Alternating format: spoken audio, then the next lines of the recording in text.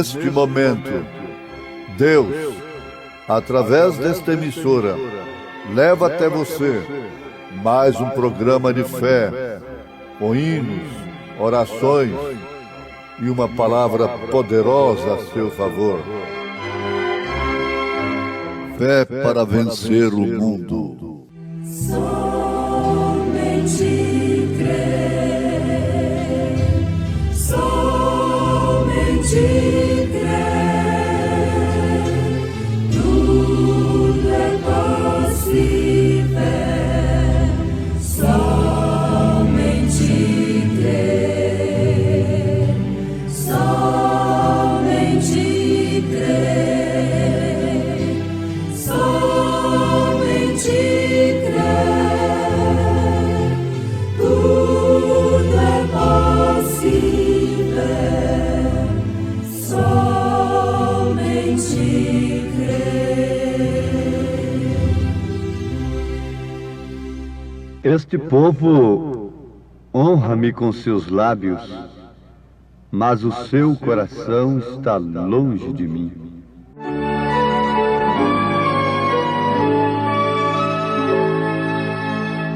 Já o mundo não me prenderá, pois sou de Cristo.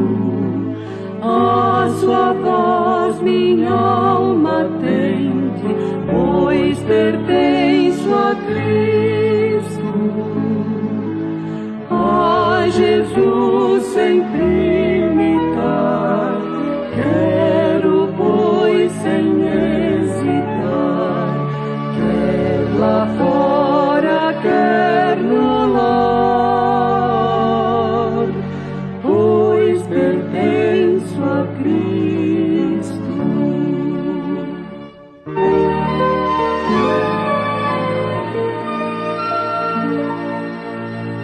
Lá no céu, ao contemplá-lo, eu pertenço a Cristo.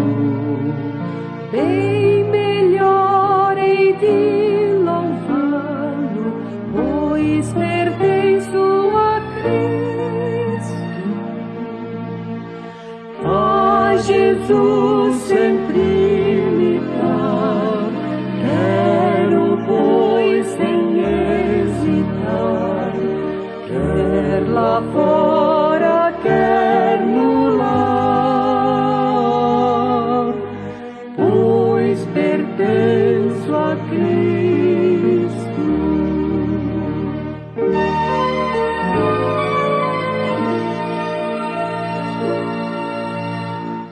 Eu pertenço a Cristo.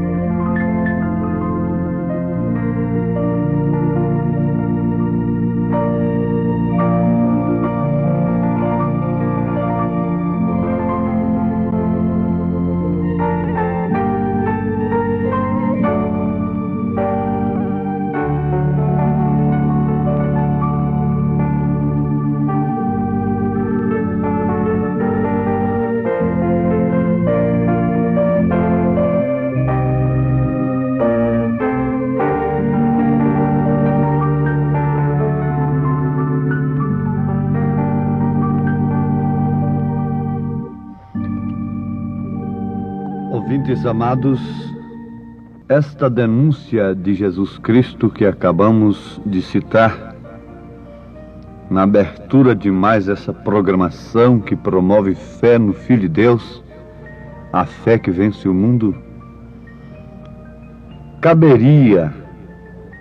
teria lugar para os nossos dias? Porventura, existe este povo que honra o Senhor somente com os lábios, enquanto seus corações estão longe dele? Em São Mateus, capítulo 15, versículo 8, Jesus disse isto: Este povo honra-me com os seus lábios, mas o seu coração está longe de mim. Há possibilidade disto? Jesus estava fazendo referência de uma profecia. Há possibilidade de um povo honrar a Deus somente com os lábios?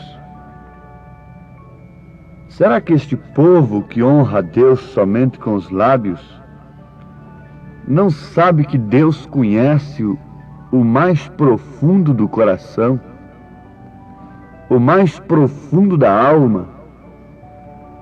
Conhece o homem por dentro e por fora? E este homem ainda ousaria a honrar a Deus somente com os lábios e não com o coração? Eu gosto de analisar as Escrituras por este prisma. Com quem Jesus estava falando isto? A quem Jesus estava se dirigindo? Jesus estava dizendo que a profecia de Isaías estava se cumprindo em quem? Meretrizes, ladrões, viciados, salteadores? Não. Jesus nunca chamou uma meretriz de hipócrita. Jesus nunca chamou um ladrão de hipócrita. A sentença é pesada. Porque ela, quando saía na rua, todo mundo sabia que ela era uma meretriz. Havia distinção. Há pouco tempo, há poucos anos atrás, quando a gente via uma mulher perdida, a gente conhecia de longe. Hoje eu não sei se dá para conhecer mais, não é? Infelizmente. Mas naquele tempo, ela era obrigada a trançar os seus cabelos. Por isso São Paulo escreveu à igreja naquele dia para as mulheres não trançarem os seus cabelos, porque a prostituta, a meretriz, era obrigada a trançar os seus cabelos. Então enrolava assim a sua cabeça com aquelas tranças e enfeitava com flores. Todo mundo que via de longe sabia quem que ia ali. A dama, a senhorita, a moça se desviava dela. Mesmo entre os samaritanos, ela, para buscar água ao poço, ela tinha que esperar as virgens irem primeiro, as donas de casa, as mulheres honestas, e elas então iam depois de tudo. Mas Jesus nunca chamou-as de hipócritas, porque elas demonstravam, declaravam que eram. Os ladrões, naturalmente, eram identificados como ladrões. Mas o hipócrita é aquilo que demonstra ser uma coisa que não é de fato. Aquilo que apresenta ser uma coisa. Isso dá temor para nós, os pregadores. Eu uso a dizer às pessoas que vêm de longe me conhecer, costumo sempre dizer: irmão, eu não sou mais do que isso que você está vendo. São Paulo teve esse cuidado de dizer que ninguém pense de mim mais do que aquilo que sou. Sou um homem como os demais, sujeito às mesmas paixões. Simplesmente procuro servir ao meu Deus com sinceridade de coração.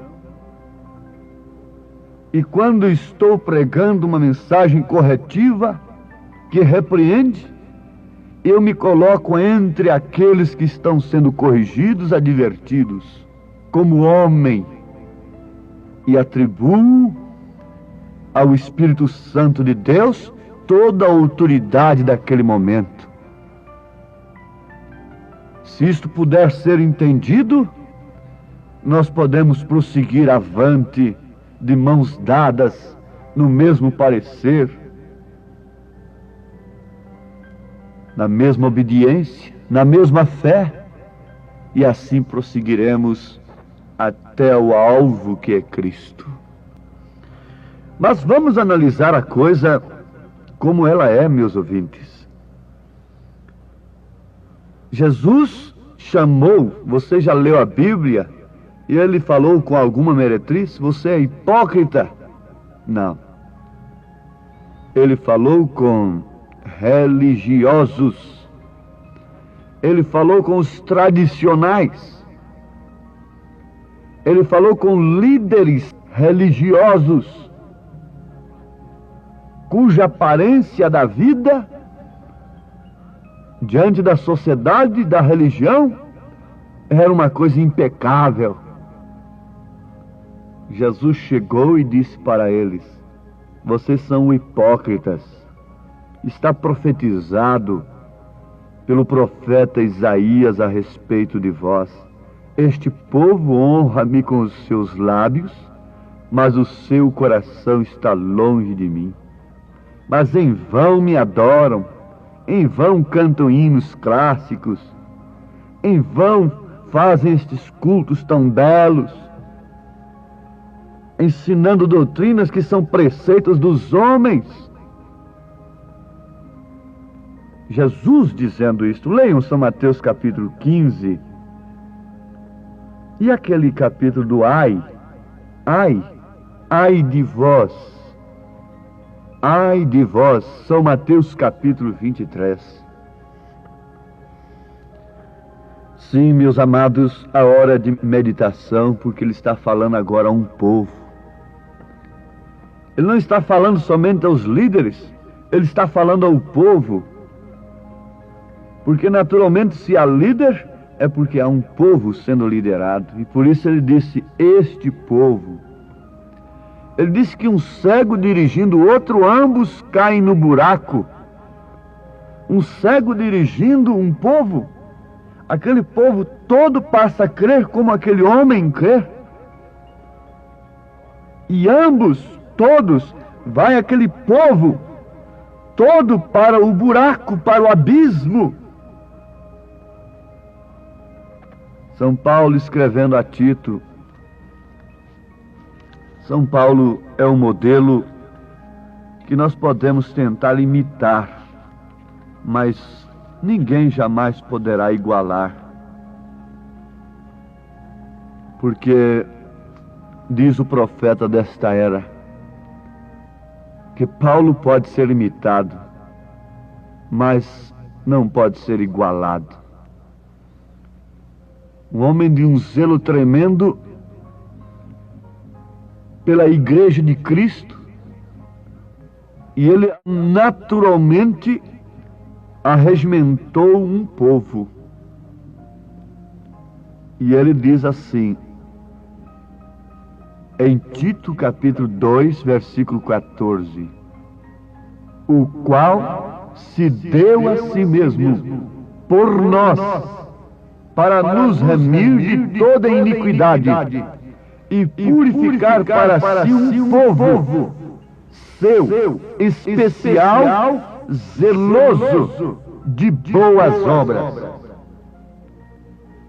Povo é uma povoação, governada pelo mesmo governante, dirigida pelo mesmo líder. É um conjunto de famílias, é um conjunto de pessoas, de indivíduos, liderado pelo mesmo líder, por uma só cabeça governante. Isto é um povo. O povo de Deus, a Igreja do Deus vivo, a Assembleia dos Santos, a Assembleia de Deus, a Igreja do Senhor, a Igreja de Cristo, é um povo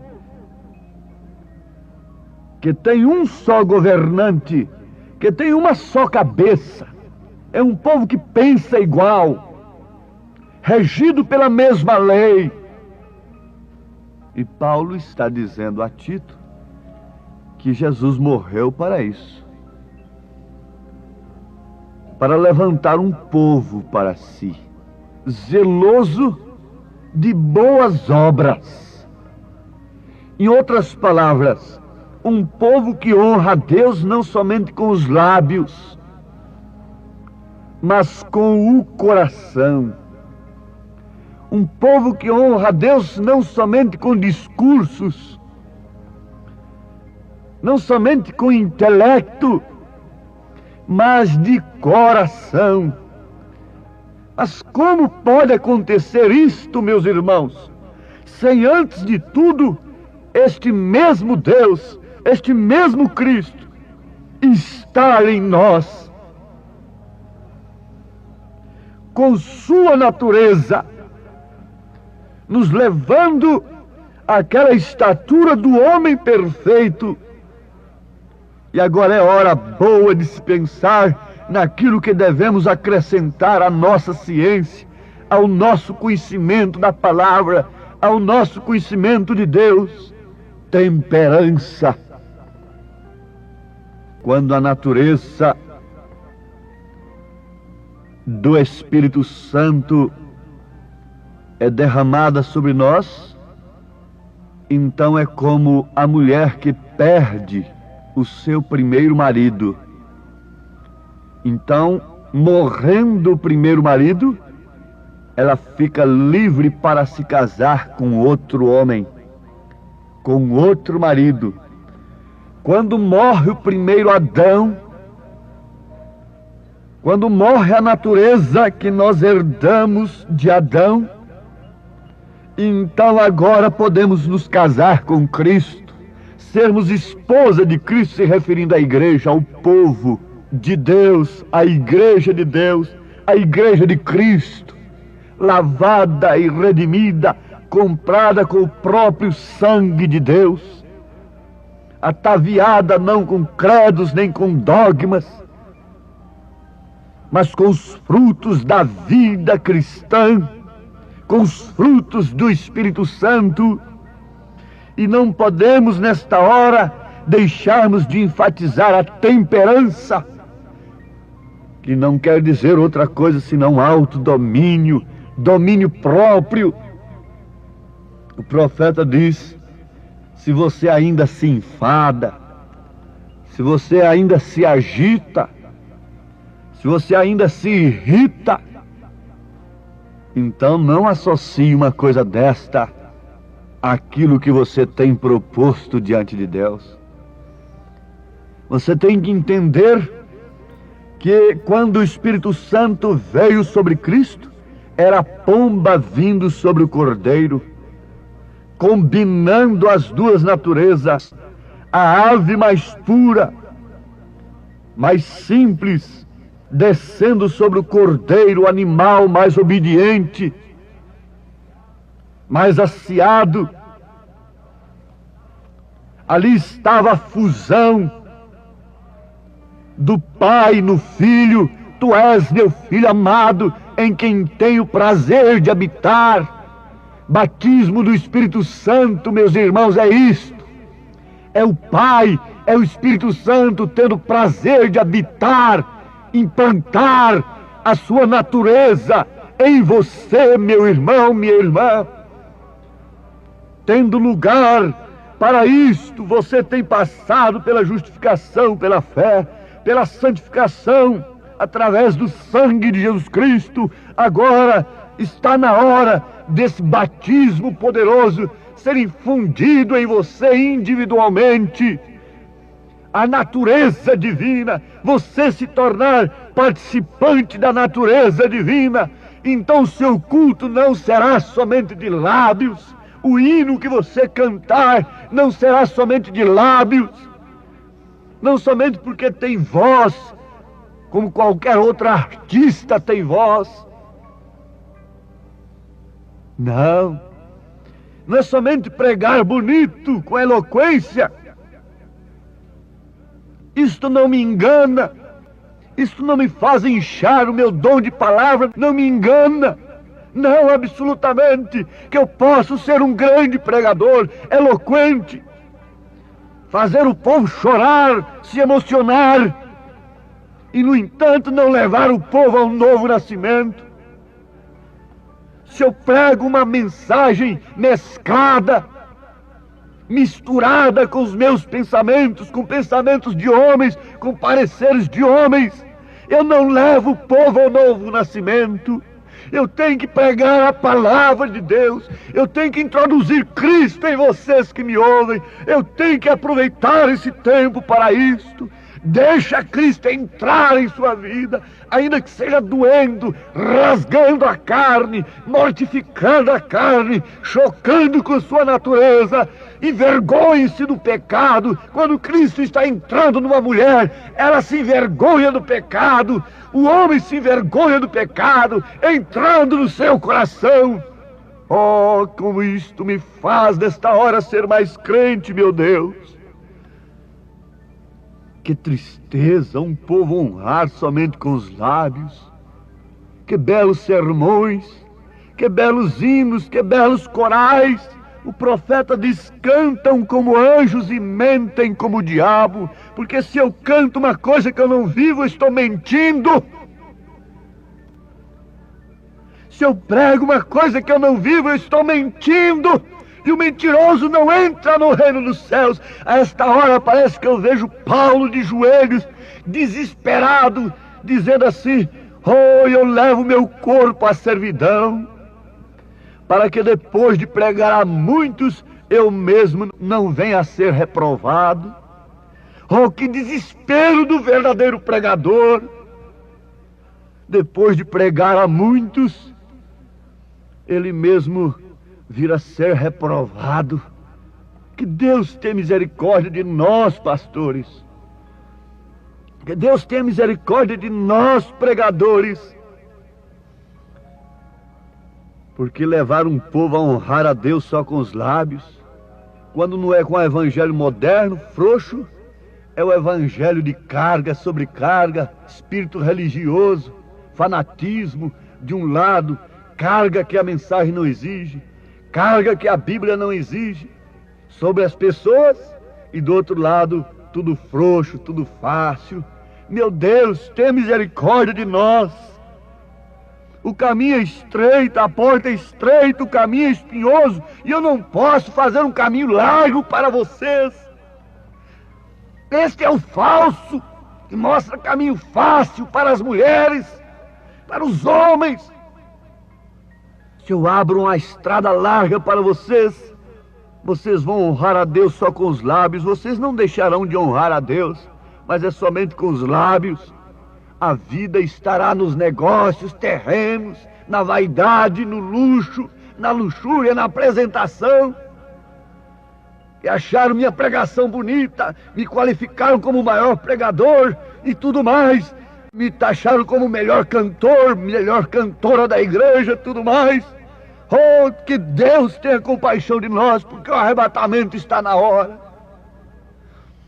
Oh, Pai bendito, te rogamos pela tua graça e pelo teu amor, pela tua compaixão, que nós possamos honrar o teu nome de coração e de alma, não somente de lábios, em nome de Jesus Cristo. Amém, Senhor. Amém. Talvez uns cantem para mágoas acalmar, talvez uns cantem para outros alegrar, mas eu se canto é para Deus louvar de coração. De coração.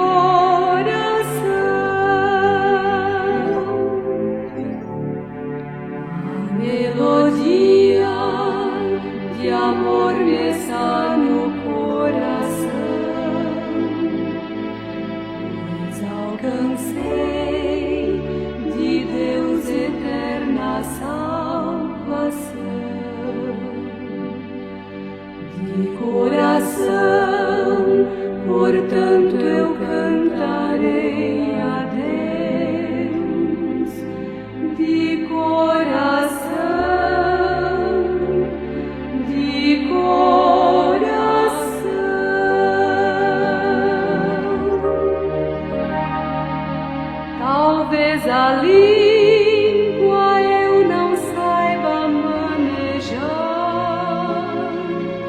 provando aos outros que Jesus há de voltar. Mas isto eu sei que não irá tardar.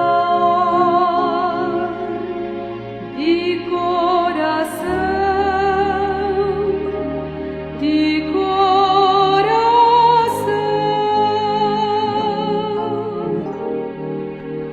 a melodia de amor desça no coração, pois alcancei de Deus eterna salvação. De coração, portanto eu cantarei a Deus. De coração, de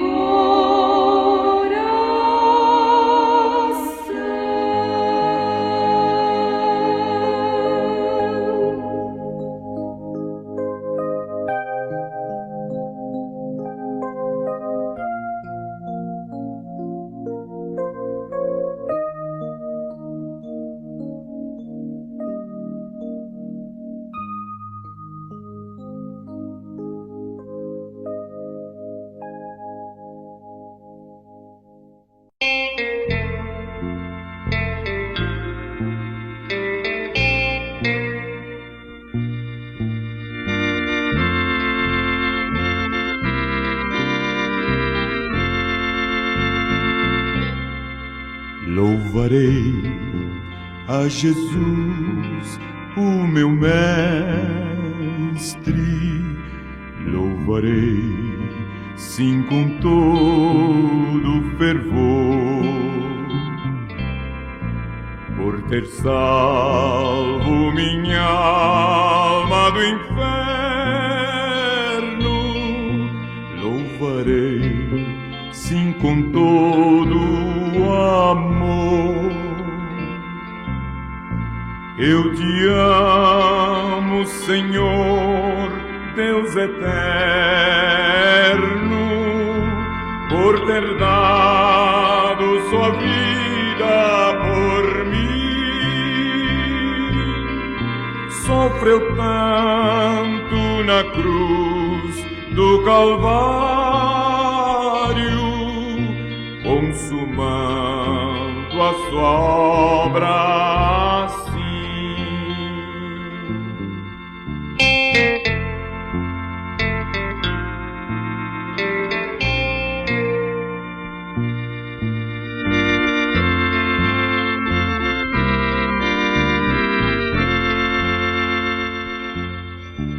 Dou-te graças, ó Cristo amado, quantas bênçãos tu destes a mim.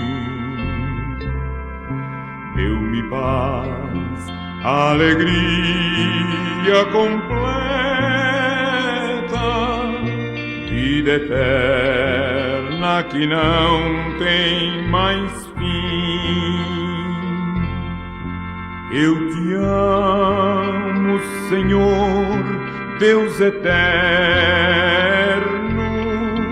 por ter dado sua vida por mim. Sofreu tanto na cruz do Calvário, consumando a sua obra.